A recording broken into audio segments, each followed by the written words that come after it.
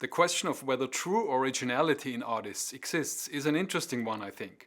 On the one hand, there are exceptional artists who seemingly do something for the very first time, whose creativity can move an entire art form forward. On the other hand, even the greats don't operate in a vacuum, and everyone from Mozart to Duke Ellington to Prince leaned heavily on what other people had done before them. But wherever you fall in this debate, there's no denying that everybody steals some cool shit from other people.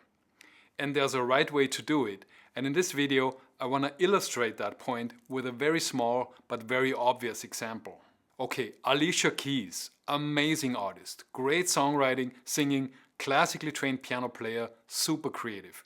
Her breakthrough came in 2001 with the song Fallin', which was a massive hit. It's an old school R&B ballad in 6/8 with a simple but distinctive piano part.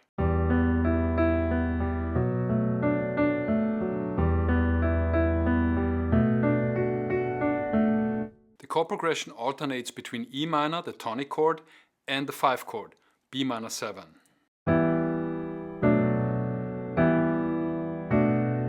And that runs through the entire song. Meanwhile, in 1966, another artist you may have heard of by the name of James Brown had a hit with a song called It's a Man's World. They really wanted to make sure everybody got that it's a man's world.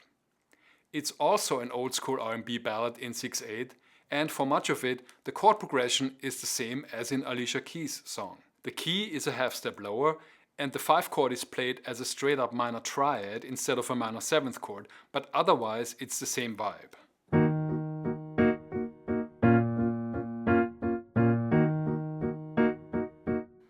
Now, the piano part from Fallin' I played earlier used arpeggios, right?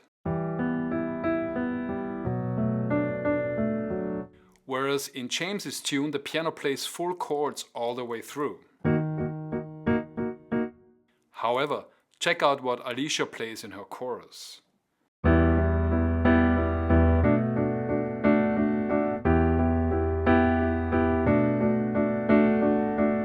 It's pretty much the same thing. Now, all that is not yet what I wanted to point out though. 6/8 ballads where the piano plays chords with an 8th note rhythm are a dime a dozen. And a 1/5 chord progression isn't exactly revolutionary either. Alicia's song has the same general vibe for sure, but I wouldn't call it stealing.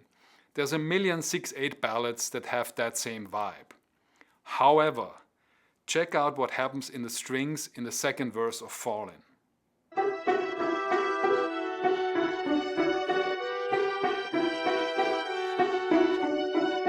In addition to some sustained strings, there's a pizzicato part that goes like this.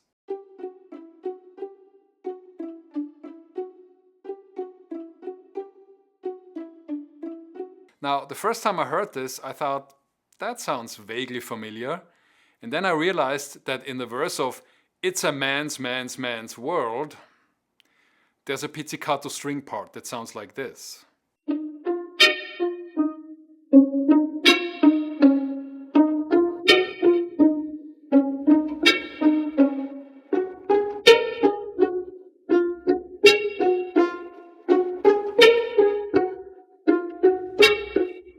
Call me crazy, but that's the same thing.